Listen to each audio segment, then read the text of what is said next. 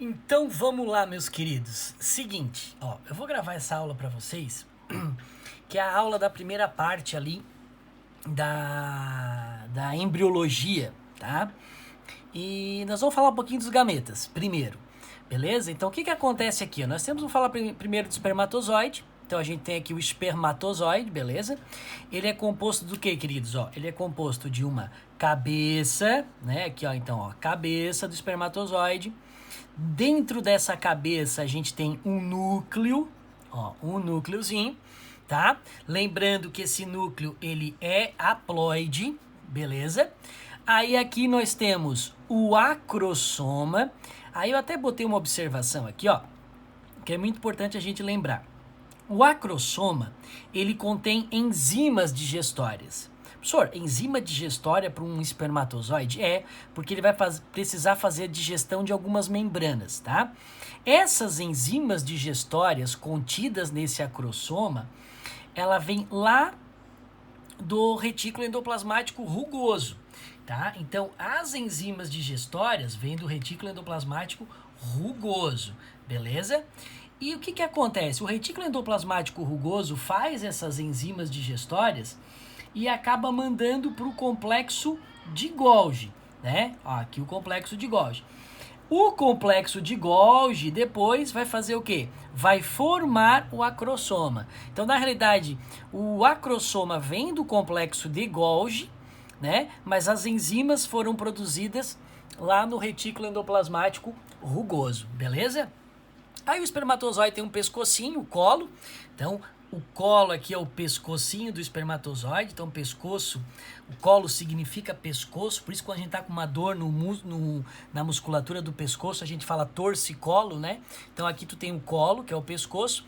E aqui, então, nós temos uma peça intermediária aqui, nego. Ó, peça intermediária é uma região de dilatação pré-cauda, né, pré-cauda, que contém uma incrível quantidade aqui, ó, de mitocôndria.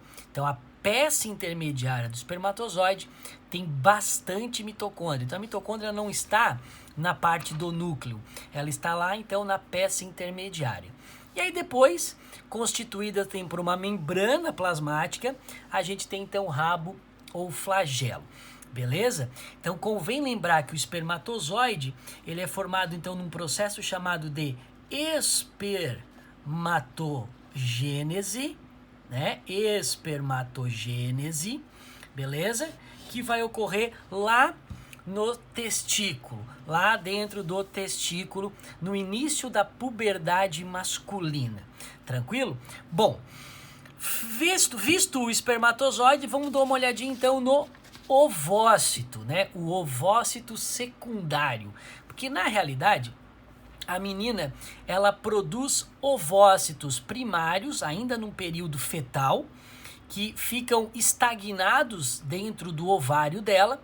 E quando ela entra na puberdade, então ela realiza a segunda meiose, realiza a primeira meiose, chegando na segunda meiose, onde ela acaba liberando o ovócito, que a gente chama então de ovócito secundário, beleza? Se eu pudesse bater uma foto de um ovócito secundário, o que você veria é esse aqui que eu acabei de desenhar, beleza? Então ele tem uma membrana mais interna, que a gente poderia chamar que isso aqui propriamente dito é o ovócito, beleza?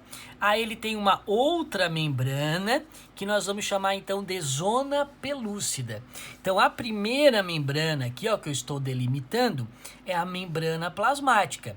Já a segunda membrana que eu estou delimitando neste momento agora seria então a zona pelúcida. Bom, ao redor desta zona pelúcida, a gente tem um grupamento de várias células foliculares. Professor, como assim foliculares? Tu tem que lembrar que lá dentro do ovário você tem um folículo.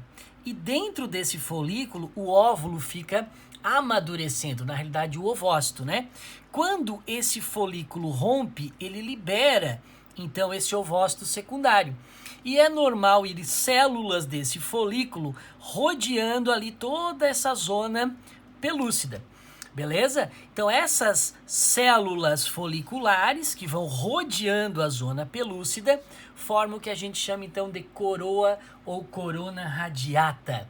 Vamos falar coroa, porque corona não tá muito na moda ultimamente, né? Aliás, na moda tá, né? Só que é um nome do demônio, não é? Tranquilo? Então, lembra que a coroa radiata são formadas por células foliculares provenientes lá do folículo dentro do ovário, beleza? Então, o que nós temos aqui? Nós temos um ovócito secundário, que é o que a mulher vai ovular no período fértil.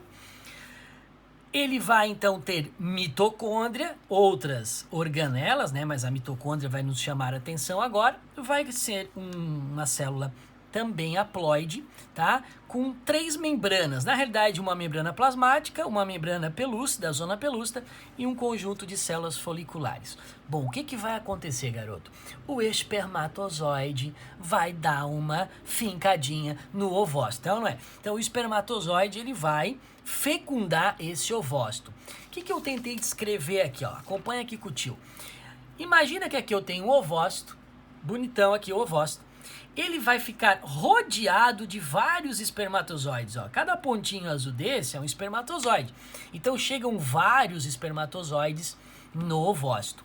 A menina, geralmente ela libera um ovócito por uma trompa, né, por um ovário de um lado.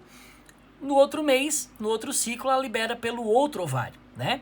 Então, geralmente, ela vai alternando ovário direito, ovário esquerdo. Bom, os espermatozoides, eles são depositados aonde? São depositados no canal vaginal. E aí, eles seguem reto, adentra o útero, né? Professor, como é que ele sabe se é para cambar para a esquerda, se é para cambar para a direita? Então, o que acontece? Ele não tem olho nem GPS, obviamente. Só que o ovócito, ele libera umas substâncias químicas que vão atrair o espermatozoide. A gente chama esse fenômeno de quimiotaxia. Então, o espermatozoide, ele sabe para que lado ele tem que virar, porque ele está sendo atraído pelo ovócito secundário. Claro, sempre tem um retardado que vai para a direita, né? Sendo que o ovócito está vindo da esquerda. Mas aí já começa, né, querido, a seleção natural. Certo, cheiro? Bom, o que acontece então? Vamos pegar um pedacinho disso aqui, ó, que é vários espermatozoides chegando até a parede do ovócito e vamos dar uma aumentada para a gente ver isso aqui melhor. Então, o que eu fiz aqui? Eu fiz aqui uma parede que está representando a membrana plasmática, beleza? Do ovócito. Aqui o núcleo do ovócito. Tranquilo? Aí aqui eu tenho outra parede que estaria representando aqui, ó, a zona pelúcida. Então essa primeira membrana plasmática. Essa segunda parede, zona pelúcida. E a terceira camada aqui, a coroa radiata. Entenderam, cheiros? Então vamos lá. Membrana plasmática, zona pelúcida, coroa radiata. Tranquilo? Bom, o que a gente vai observar? Que vários espermatozoides vão chegar na coroa radiata. Então, o primeiro ponto que o espermatozoide chega, o primeiro local onde o espermatozoide toca o ovócito, é a coroa radiata, beleza? Bom, essa coroa radiata são células foliculares, bem aderidas, né? Então, o que acontece? O primeiro obstáculo desse espermatozoide é liberar uma enzima que vai que vai digerir o ácido hialurônico presente na membrana dessas células foliculares. O que eu quero dizer? Essa célula folicular está grudada nessa célula folicular, graças ao ácido hialurônico. Então, é o carboidrato adesivo que as membranas das células foliculares possuem. Então, o que vai acontecer? Esse espermatozoide vai chegar aqui, ó, e vai começar a liberar uma enzima, ó, uma enzimazinha, bonitinha. Essa enzimazinha é chamada de hialuronidase, ou seja, uma enzima que vai digerir o ácido hialurônico das células foliculares. O que vai acontecer? Digerido esse ácido hialurônico, as células se abrem. Elas se abrem e o espermatozoide, entra. Entra onde? Entra entre as células foliculares. E isso vai acontecer aqui, Aqui está acontecendo, aqui está acontecendo. Então, vários espermatozoides podem romper as células foliculares e vão adentrando até chegar onde? Até chegar aqui, no próximo obstáculo, que seria quem? A zona pelúcida. Muito bem. Quando ele chega na zona pelúcida, o que vai acontecer?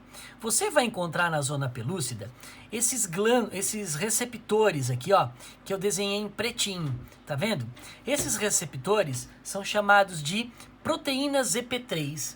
Na realidade, eu tenho a ZP1, ZP2, mas a mais importante, a mais famosa é a ZP3. Por que ZP3? Zona pelúcida, tá? O que essa proteína faz? Ela é uma proteína aqui, ó, escrevi aqui, ó, de reconhecimento. Professor, como assim reconhecimento? Cara, os gametas, eles se reconhecem. Por isso que, por exemplo, um gameta de um peixe não consegue fecundar o ovócito de uma baleia, mesmo que ele adentre pelo canal vaginal da baleia, né? Um gameta humano não consegue fecundar um ovócito de uma égua, por exemplo. Por quê? Porque quando chegar aqui não vai ter esse reconhecimento. Então, uma estrutura que vai permitir, opa, chegou um espermatozoide aqui.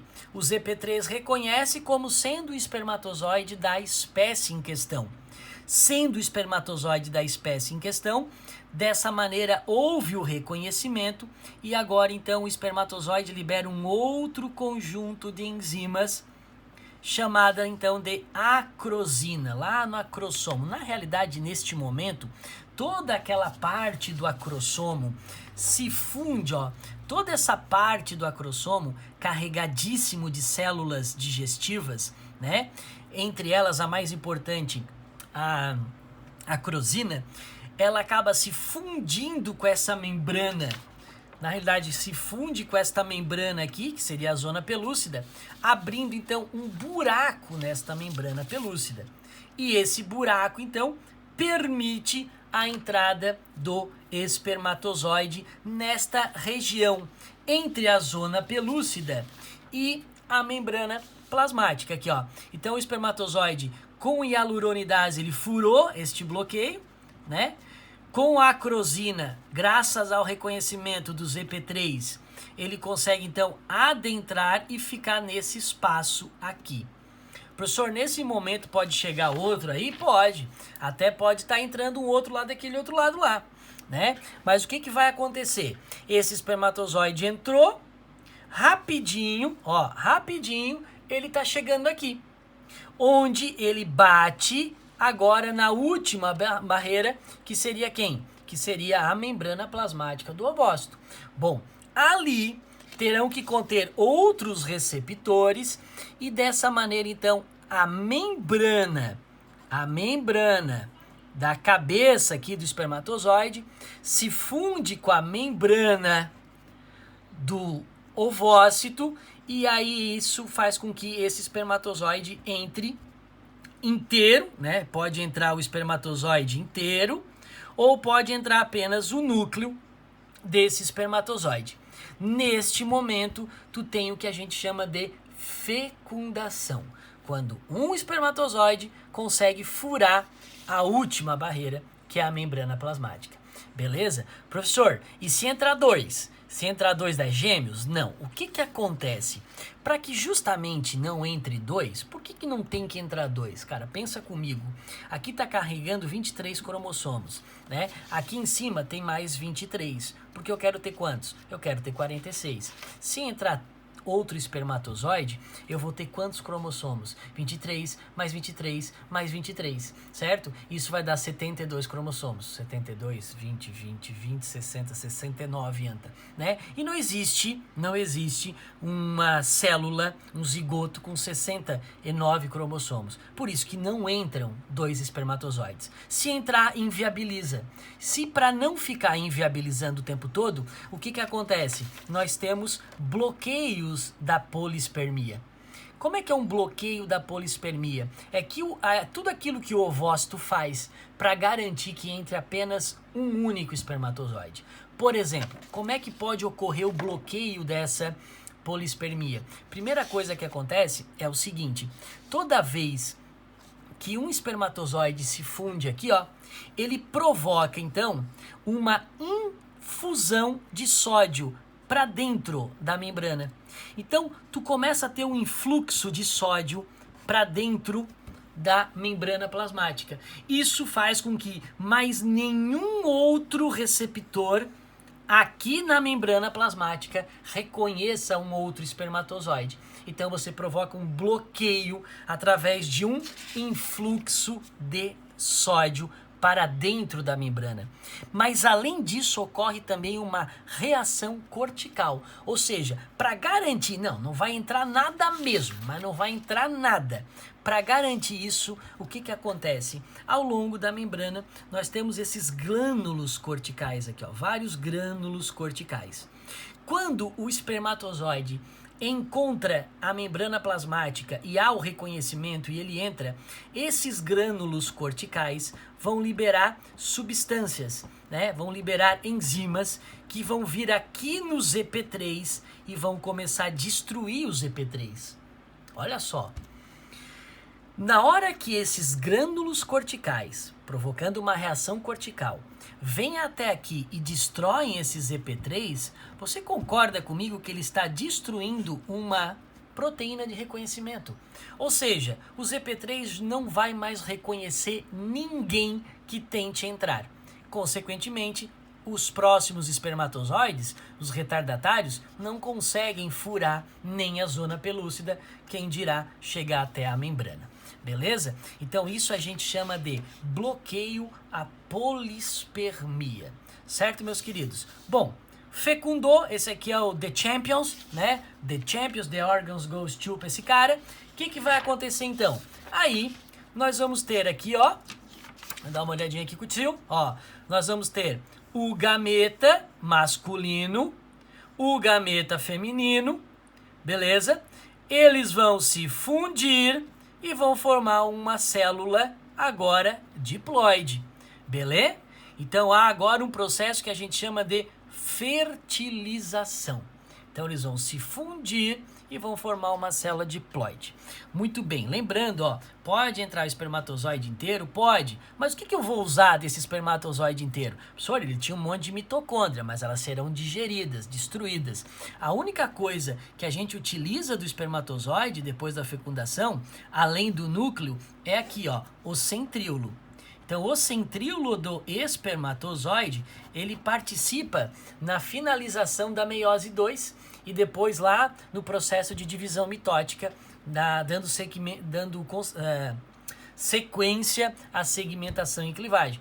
Mas o restante todo é destruído, beleza? Bom, o que acontece? Pós-fecundação seguido de fertilização, a mitocôndria que vai ficar no zigoto, na realidade, é a mitocôndria de quem? É a mitocôndria da mãe, beleza? Eu vou perceber que todas as células corticais estão sendo degeneradas, destruídas, né? Porque vários espermatozoides aqui começaram a liberar hialuronidase. Então, logo após a fecundação, olha o que ficou. Ficou só a zona pelúcida, né? A zona pelúcida e a membrana plasmática e agora uma célula com 2N de cromossomos, que eu vou intitular e vou chamar do que, cheiro? Zigoto. Belezinha? E aí eu tenho um processo de fecundação seguido de fertilização. Professor, eu já sei que eu tô grávida, já tá grudadinho no meu útero, já tá quase nascendo, eu posso escutar ele, já tá chutando? Não tá chutando ainda. Na realidade, tudo isso tá acontecendo onde, cheiro? Aqui, ó. Então imagina o seguinte, que aqui é o canal vaginal, aqui você tem o útero, aqui você tem uma trompa, aqui você tem a outra trompa, aqui você tem o ovário. Beleza? Então aqui tá o folículo que ovocitou. Então aqui está o óvulo, tá? O ovócito secundário. Aqui chegou o espermatozoide. Então lá na trompa uterina, é que ocorreu a fecundação. Beleza? Logo em seguida, forma-se o zigoto. Onde? Na trompa uterina. Então quando eu estiver nessa fase aqui de zigoto, nós ainda estamos lá na trompa uterina. Beleza? Então, a fecundação ocorre na trompa uterina, mais especificamente num terço distal desta trompa. Tranquilo, queridos? Então, esta foi a aula de fecundação, fecundação. Falei um pouquinho dos gametas rapidinho, a gente vai ver isso mais detalhadamente lá na aula de espermatogênese. Beleza? Um beijão na alma e até a próxima!